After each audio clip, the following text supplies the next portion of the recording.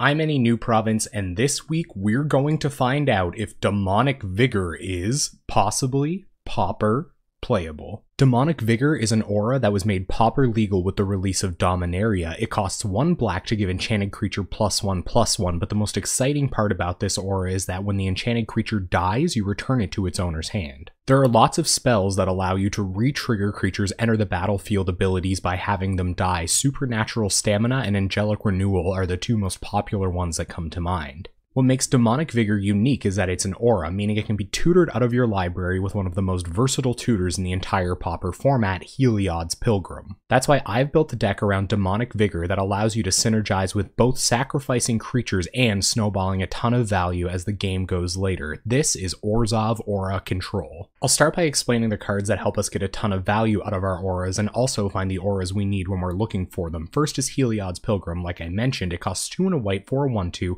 and when it enters the battlefield, you can search your library for an aura card, reveal it, put it into your hand, then shuffle your library. Heliod's Pilgrim is an amazing value creature. It almost always replaces itself, and it allows you to play a ton of one-of niche enchantments that can foil just about any deck's plans. We're also running 2 Auramancers. They cost 2 and a white for a 2/2, and when they enter the battlefield, you can return an enchantment card from your graveyard to your hand. Auramancer helps this deck fight through counterspell format. If our opponent can counter all of our value enchantments, Auramancer can come down and get them back out of the graveyard. Also, it's a 2/2 beater, so if we run into a deck that's a bit slower, we might be able to leverage that extra damage to our advantage. And finally, it's Rebecca Guayart, which is just beautiful. Another creature that helps pull all of our auras back out of the graveyard if they're interfered with and also serves as a pretty efficient beater is Custody Squire. Custody Squire costs 4 and a white for a 3/3 flyer with the Will of the Council ability, which means when Custody Squire enters the battlefield starting with you, each player votes for an artifact, creature, or enchantment card in your graveyard. You return each card with the most votes or tied for the most votes to your hand. This ability sounds a little cryptic and confusing, but really you just get back the card that you vote for. Some people misunderstand it occasionally, so if your opponent casts a Custody Squire,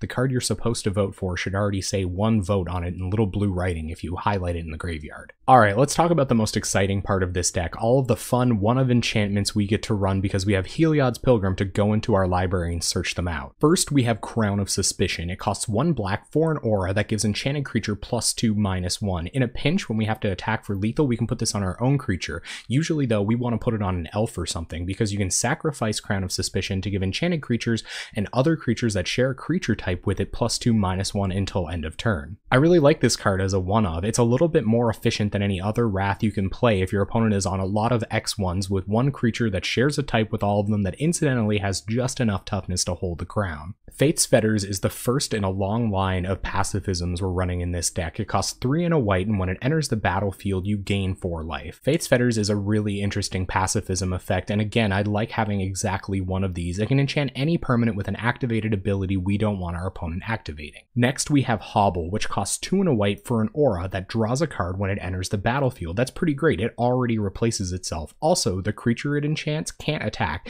and if that creature is incidentally a black creature, it also can't block. Our next pacifism caught my attention when it became part of Methonical's enchantment control brew. It's called Recumbent Bliss. It costs 2 and a white for an aura that makes enchanted creature unable to attack or block. Also, at the beginning of your upkeep, you may gain 1 life. We have lots of ways to peck in damage and win in the later game. Just being able to gain a single extra life point every upkeep is actually huge. Next, we have Gift of Orzhova for another little bit of incidental life gain. It costs 1 and 2 hybrid white or black mana, which means you can pay white or black for it, and enchanted creature gets +1/+1 and has flying and lifelink. We're going to be gumming up the ground with a ton of pacified creatures, so giving one of our own creatures a little bit of extra evasion and some lifelink will help swing the later game in our favor. Next up is Dead Weight. It costs 1 black and gives enchanted creature -2/-2. Sometimes this plays exactly like the aura version of a Disfigure, but in our deck we have ways to go and get it out of our graveyard and continuously remove our opponent's creatures with it, making any deck with small creatures vulnerable to our strategy. Our last pacifism is Kirtar's Desire. It costs 1 white and it makes it so that enchanted creature can't attack, but also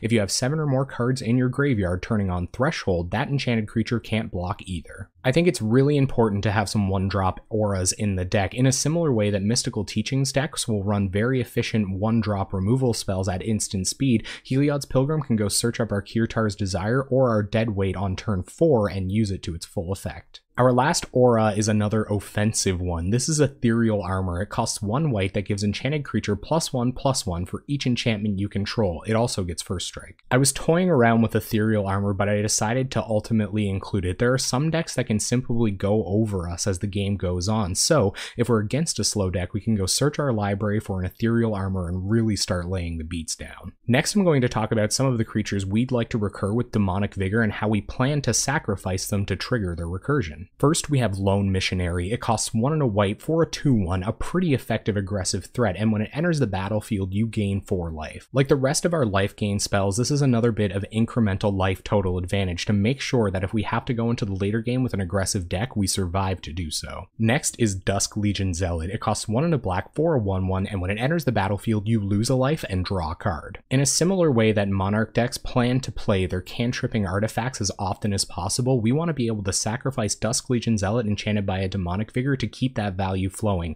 With all the life gain in our deck, losing a life every time we have to draw a card with it isn't even that big of a cost. Next is Karsi Sadist, which is a great card to recur on its own, but it also enables our sacrifice synergies. Karsi Sadist costs 1 black for a 1/3 with Exploit, which means when this creature enters the battlefield, you may sacrifice a creature. If you do, target opponent loses 2 life and you gain 2 life. It's important to play spells with abilities like this that can win the game through Moment's Peace out of Tron. However, it's also got a 1/3 body, so if you have to play this card early without even triggering its exploit ability, it's not the end of the world. On the other hand, there are some exploit abilities you really do want to trigger every time, like the one on Vulturous Aven. Vulturous Aven costs 3 and a black for a 2/3 with flying, and if you sacrifice a creature when Vulturous Aven enters the battlefield, you get to draw 2 cards and lose 2 life. Vulturous Aven is a great creature to recur with Demonic Vigor. You can continue generating card advantage, and even though we're losing life, it's not a big deal. We've gained a lot over the course of the game. Finally, Vulturous Aven can carry something like our Ethereal Armor and get in over all of those pacified blockers for the win. Sometimes we won't have the luxury of being able to sacrifice one of the creatures that we want to trigger again by allowing it to enter the battlefield. That's why I've included Core Skyfisher.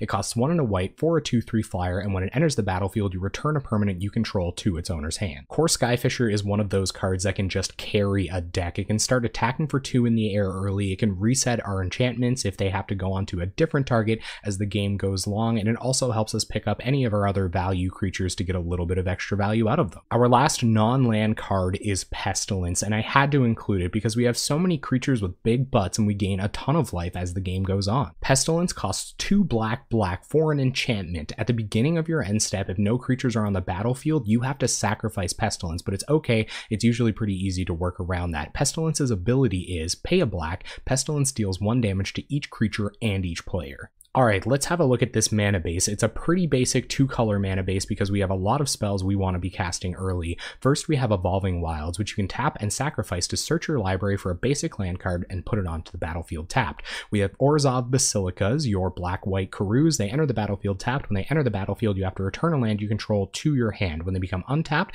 they add black and white. And finally, we have Scoured Barrens as our last non-basics. Standard Pauper Duels, they enter the battlefield tapped, gain you a life, and when they become untapped, they add black or white. For basics, we're running 5 plains and 6 swamps. We're running a single extra swamp as an untapped black source because we want to be able to hit our Dusk Legion Zealots early to draw into the rest of our land drops or deadweight and aggressive creature first thing. Alright, let's have a look at the sideboard. First, we have another copy of Lone Missionary so that we can gain way more life than our burn opponents can deal. We have 2 Core Sanctifiers as a great recursive way to destroy artifacts and enchantments. We have 2 Chainer's Edicts for that extra value in the long game if our opponent is only playing a couple of creatures. We have a Nihil Spellbomb for blowing up the graveyards of those blue-black control decks and Tron decks. We have 2 Palace Sentinels because they completely invalidate some strategies if they come down early. Speaking of invalidating strategies, we have some Standard Bearers to pick up opponents that have a lot of pump spells and auras. We have 2 more Pestilence if our opponent is going crazy with X1s and we have to close the game out that way, and we have 3 Duress to force through our important spells if there's counter magic around. And there you have it, Orzhov Aura Control. We're going to take this deck live into a league this Tuesday night at 7 p.m. Atlantic time at twitch.tv/AnyNewProvince.